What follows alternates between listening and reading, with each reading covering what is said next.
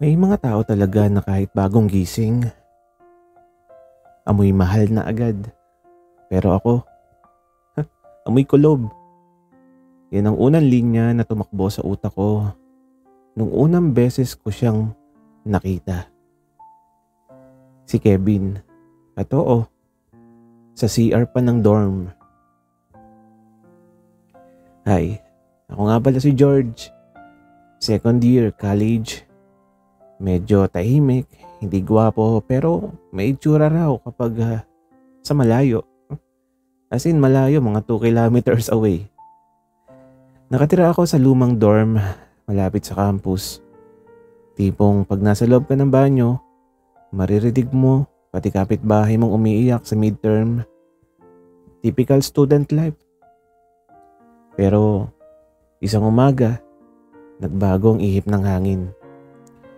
Literal at metaphorical nung naabutan ko sa CR ang bagong boarder, si Kevin. Grabe, ang puti, ang linis, ang tangkad, at ang ngiti parang galing toothpaste commercial na may sariling ring light. Nandun siya nakatapis lang ng tuwalya, naghahanap ng sabon sa locker, nakatabi ko habang ako ay nagtatampisaw sa hiya dahil nakaluma kong sando at boxer short na may butas sa tagiliran. Design yun, okay? Bro, good morning. Sabi niya, fresh, bright, parang may theme song. At ito, good morning, ako. Yung tunog na parang unang salita ng sanggol. Tapos bigla siyang ngumiti. At ang sabi niya, pre, paabot naman ng shampoo. Hindi ko mahanap yung akin eh. Ay, Diyos ko. Sa simpleng favor na yon, parang gusto kong bumili na agad ng bagong cologne. Inabot ko. Nanginginig pa ng konti yung kamay ko. Sana hindi halata. At pagbalik niya ng tingin sa akin, thanks bro. Ako nga pala si Kevin. Ikaw si George, 'di ba? Sabi ng caretaker, magkatabi daw yung locker natin eh. Wika niya. At doon ako napaisip, bakit alam niya ang pangalan ko? Bakit ang bango niya kahit hindi pa naliligo? At bakit unti-unti akong kinukuryente ng titig niya? Pagpasok niya sa shower cubicle, sumunod ang amoy ng shampoo niyang parang lavender heaven. At doon ko unang naramdaman na eto na. Eto na yata ang simula ng isang bagay na hindi ko pa kayang pangalanan. At napatulala ako nang biglang kumatok si Kevin mula sa loob. Bro, may extra ka bang sabon? Naubos pala yung akin. Wika niya. Ako naman parang naengkanto na natawag ng dasal. At ang sabi ko, meron kahit ilan pa. Gusto mo body wash o bar soap? Or dishwashing liquid? At eto natawa siya. At doon ko narinig ang unang beses. Ang unang beses niyang pagtawa na parang nakakakaba at nakakababa ng high blood pressure. Bar soap lang bro, salamat. Wika niya. At habang iniaabot ko sa pinto ng cubicle na bahagyang nakaawang, kumawala ang init ng steam at sa loob ng mabilis na sandali, nasilayan ko ang silhouette niya. Malinaw, hubog, parang kinulayan ng Diyos ng extra effort. Salamat ulit, George. Mabait ka. Sabi niya. At ako, hindi ko masabi pero sa loob-loob ko, hindi mabait yun, Kevin. Nahuhulog lang talaga ako. At ayun, doon nagsimula ang lahat. Isang umaga, isang CR, isang lalaking amoy lavender, at isang George na unti-unting nabubuo ang katagang ligo na yo, lapit na mi. Minsan may mga taong hindi mo naman tinatawag pero kusa silang lumalapit at doon nagsisimula ang lahat ng kalat sa puso. Kinabukasan maaga akong nagising. Hindi dahil masipag ako, dahil narinig ko yung boses ni Kevin sa hallway. George, pre, tara, sabay na tayo mag-breakfast. Wait, paano niya nalaman na gising na ako? May CCTV ba siya sa kwarto ko? Lumabas ako, nag-ayos-ayos pa ng buhok gamit ang kamay. Pero bago pa ako makapagsalita, tinapik niya yung balikat ko. Isang tapik. Yung tipong hindi malakas pero sapat para mag-init yung buong kaliwang side ko. At ang sabi niyang nakangiti, "Tara bro, masarap dito sa karinderya sa kanto." At syempre, ako naman, si George na walang backbone pagdating kay Kevin. Sige agad. Walang tanong-tanong kahit gutom ako o hindi, sumama ako. Sa karinderya habang kumakain kami, napansin kong ang dami niyang tinititigan sa akin. Di ko alam kung may dumi ba ako sa mukha o may nalaglag na sariling dignidad sa harap niya. At ang tanong niya, "Bro, okay ka lang?" "Ha? Oo naman," wika ko. "Parang tahimik ka wika niya. Normal ko yun," wika ko at etong ngumiti siya. Ang cute. Ay, wait lang. Cute ako. Sa isip-isip ko, parang biglang tumigil yung palay sa bukirin, yung jeep sa labas, yung mga manok, lahat. "Ha?" Tanong ko. Nanginginig ng konti yung daliri ko sa kutsara. At ang seryoso niyang sagot, "Cute ka pag tahimik." Tapos ngumiti siya. Yung tipong half na smile na parang kiliti. Yung tipo ring hindi ko dapat tinititigan pero tinititigan ko. Pag-uwi sa dorm habang naglalakad kami, bigla siyang huminto. Huminto talaga. Yung tipong tumigil bago kami makarating sa pintuan ng dorm. At ang sabi niya, "George, salamat ang gaan mo kasama." Nagiinit yung tenga ko. Gusto ko sana magsalita pero nauna siya. "Tara, mamaya.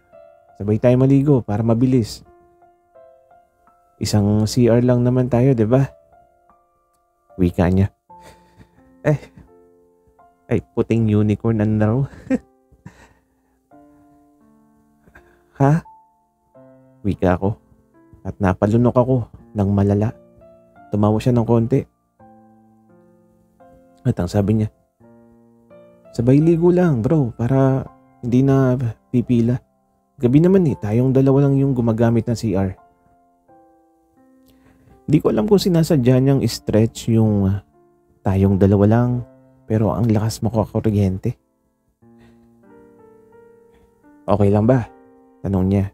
Tipid na smile, parang naghihintay talaga ng sagot ko. Ako naman hindi makahinga pero nakangiti. At ang sagot ko, sige." Ayun, nag-yes na naman ako. Wala nang likod ko. Pati future ko binigay ko na ata. At habang pumapasok siya sa kwarto niya, sabi niya ulit, "George, huwag kang masyadong lalayo sa akin At ngumiti siya, yung ngiting hindi ko malilimutan. "Lapit ka lang lagi," wika pa niya. At doon ko naramdaman, hindi lang ako kinakabahan, may tumutubo at hindi pimples. Feelings, putik. Minsan ang pinaka maliliit na sandali ang nagbubukas ng pinaka matinding emosyon. Tulad nung sabay pagligo sa isang CR na dalawang tao lang ang alam na nandyan sila. Gabi na at ako'y nagbibihis ng mabilis. Medyo awkward. Kasi hindi ko pa rin alam kung anong dapat gawin kapag malapit si Kevin. Pagdating niya, nakangiti siya, nakatawel lang sa balikat. Parang cover model ng shampoo commercial. At ang tanong niya, "Ready ka na ba, bro?" At ako, ako, nagmarcha sa loob ng utak ko, pero hindi sa totoong buhay. At ang sagot ko, sige, ready na. Nasa loob lang kami ng maliit na CR. Halos magsalubong na yung mga semento ng pader namin. Yung init ng tubig parang naglalagay ng spotlight sa bawat galaw niya. Habang nagsashampoo siya, napansin ko yung curve ng balikat niya. Ang ganda ng likod. Parang sining na hindi ko dapat titigan pero tinititigan ko pa rin. George, tulungan mo nga ako sa conditioner." At eto, sabay hawak ng kamay niya ng bote at ako'y natigilan na parang may electricity na dumaan sa mga daliri namin. Okay. Bumulong ako at hinawakan ko yung kanyang braso para ibuhos yung conditioner sa buhok niya. At doon, hindi ko alam kung anong nangyari sa mundo. Ang init ng katawan ko, ang amoy ng shampoo niya, ang lapit ng kanyang kamay sa akin. "George, hindi ka naman lalayo, 'di ba?" Bulong niya na parang may kasamang halong kiliti at seriousness. Di ko alam kung anong sagot pero ang puso ko umi-score na sa goal niya. At ang sagot ko na halos hindi marinig sa sariling tenga, Hindi. Habang nagbababad kami sa tubig, palihim ako nakatingin sa kanya. Ang bawat galaw niya parang musika. Bawat tawa niya parang melody na gusto kong pakinggan habang buhay.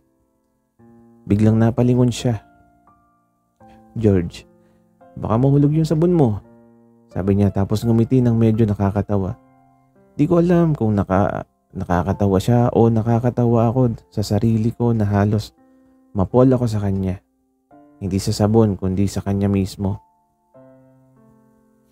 Pagkatapos ng CR, lumabas kami na magkasabay. Medyo basa pa rin at parang walang nangyaring kakaibang bagay pero sa loob ng puso ko, sobrang dami nang nangyari.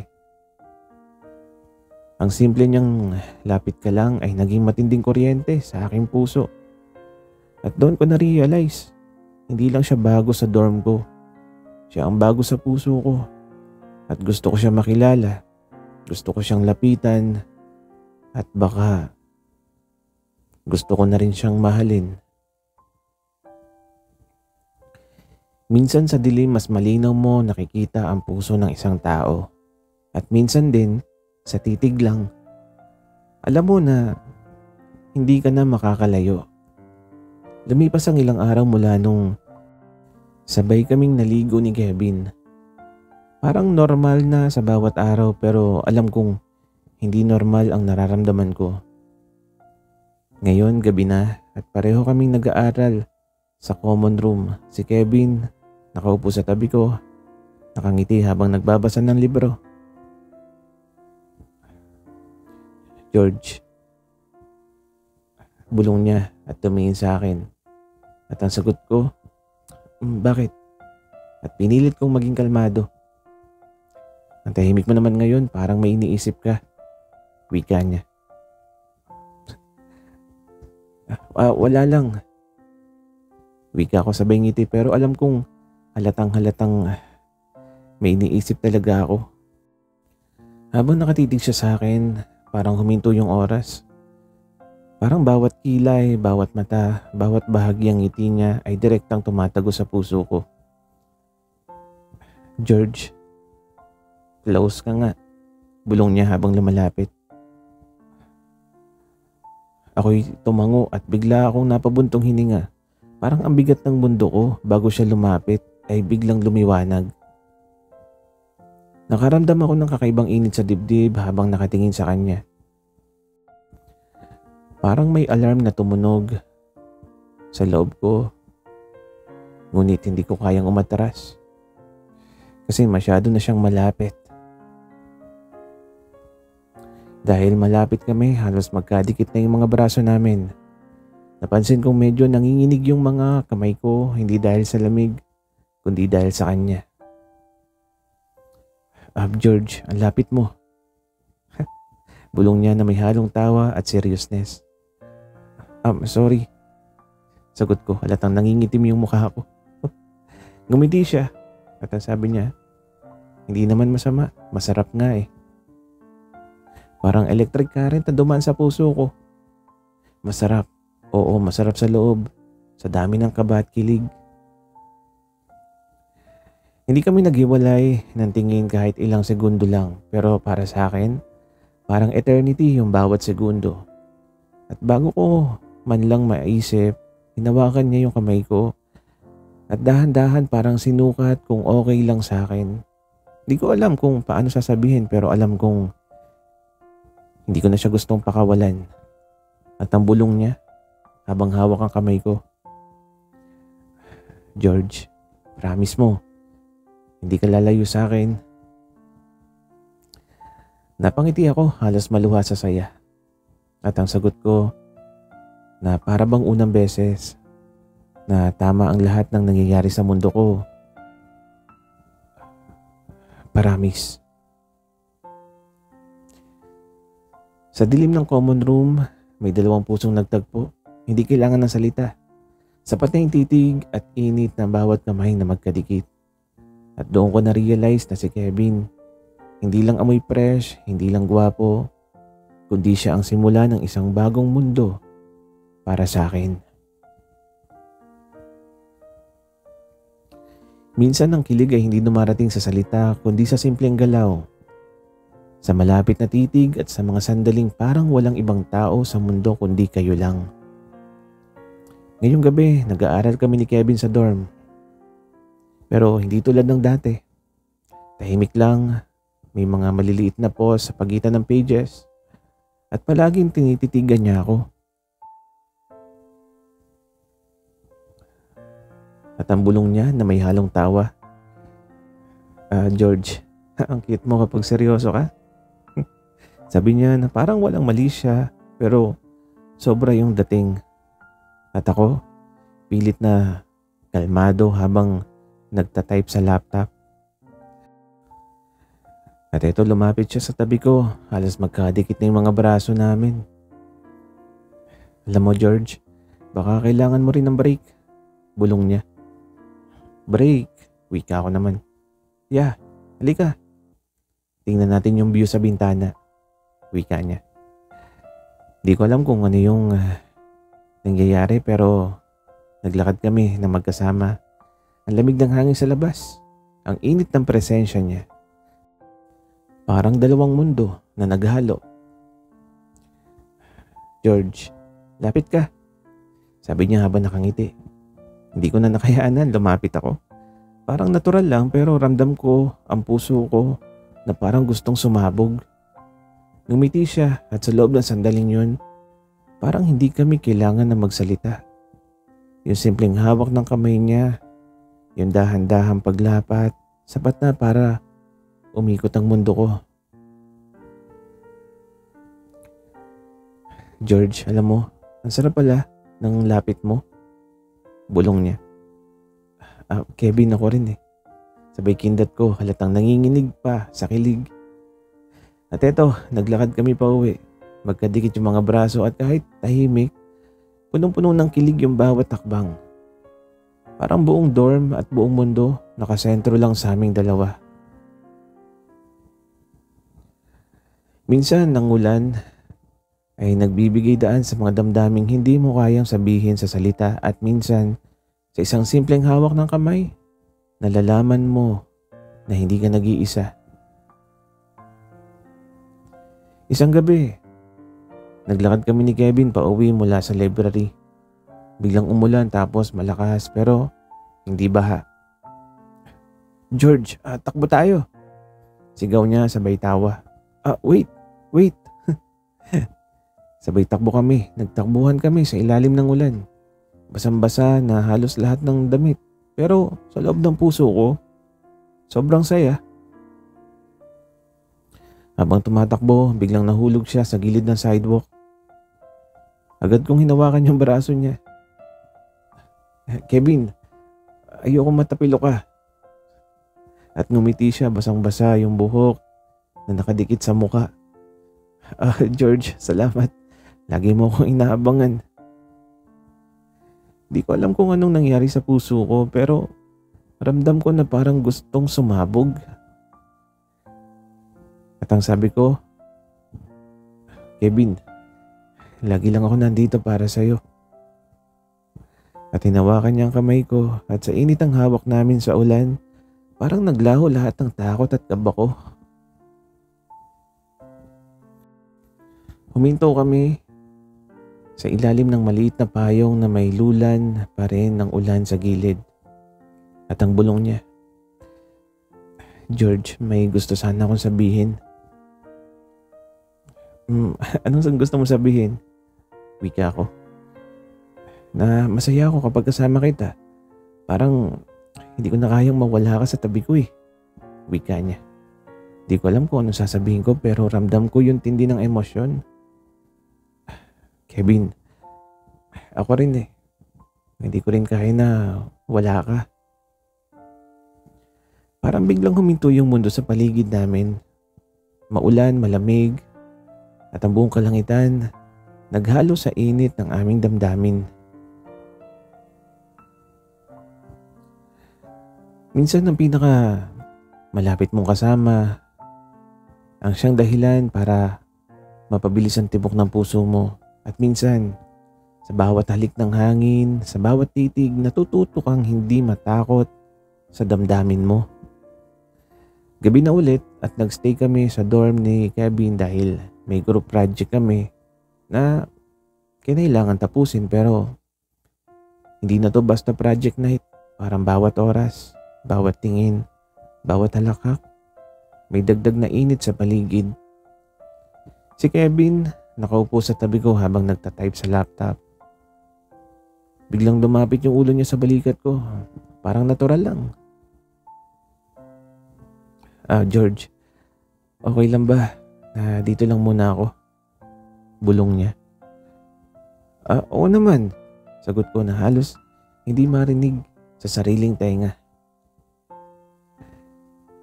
Habang nag-aaral kami, parang naghalo ang seryoso at kilig sa paligid. Paminsan-minsan tumitingin siya sa akin at ako rin hindi makatingin sa iba kundi sa kanya. "George, masarap pala kapag malapit ka." Bulong niya na dahan-dahan na parang may halong tawa at seriousness. Hindi ko alam kung ano sasabihin ko pero ramdam ko masarap nga. Ang init ng presensya niya, ang amoy ng shampoo niya na hanggang ngayon nakakaakit pa rin. Sa sobrang lapit namin, dahan-dahang humawak ang kamay niya sa akin. Hindi basta hawak, kundi tipong mararamdaman mo yung bawat tibok ng puso niya. "Kevin, hindi kita pababayaan," sabi ko, na halos humihina sa kilig at init ng damdamin. Ngumiti siya at parang nagbukas ang mundo sa amin. Hindi na kami nagkalayo at parang galaw, bawat titig, bawat pahinga ay sadyang para sa isa't isa. Minsan ang buong kwento ay nauuwi sa isang simpleng salita, isang simpleng hawak at isang simpleng oo na nagbabago ng lahat. At minsan, ang lahat ng kilig, kaba at init ay nagiging simula ng isang bagong yugto. Ito na yung gabi. Ang gabi na para bang alam namin pareho pero hindi na pwedeng itago pa yung damdamin. Naglalakad kami pa uwi mula sa campus.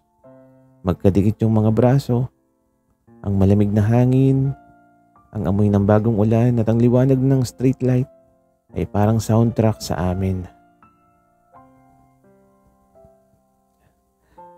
George, alam mo, gusto kong sabihin, gusto kong maging tayo. Bulong niya. Tapos huminto kami sa tabi. At parang tumigil ang oras. Lahat ng takot, lahat ng kaba, lahat ng maliit na kilig na tiniis ko biglang nagbunga. Gumiti ako at halos maluha sa saya. Kevin, gusto ko rin maging tayo. Sabi ko habang hawak ko yung kamay niya ng mas mahigpit. At paglapit niya, parang natural lang, walang arte, parang buong mundo tumigil para sa amin. At sa ilalim ng ilaw ng poste, nagtagpo yung mga labi namin. Ang unang halik, dahan-dahan, puno ng kilig at puno ng init. Parang lahat ng awkward, lahat ng unang titig, lahat ng ulan at sabay ligo, naging dahilan para dito. Sa gabing yun, natutunan ko na minsan hindi mo kailangan ng grand gestures o perfect setup. Minsan sapat na yung simpleng lapit, ang hawak ng kamay at ang simpleng gusto kong maging tayo. At si Kevin, ang lalaking amoy fresh, ang lalaking nagpapabilis ng tibok ng puso ko, ang lalaking pinapalakas ang bawat araw ko, ay ngayon, opisyal na sa buhay ko. At sa bawat titig, bawat halik, bawat tawa, alam ko na simula pa lang ito ng isang kwento na hindi matatapos. Ligo na yun, lapit na mi. Hindi na joke. Ito na yung simula namin ng aming talagang tayo.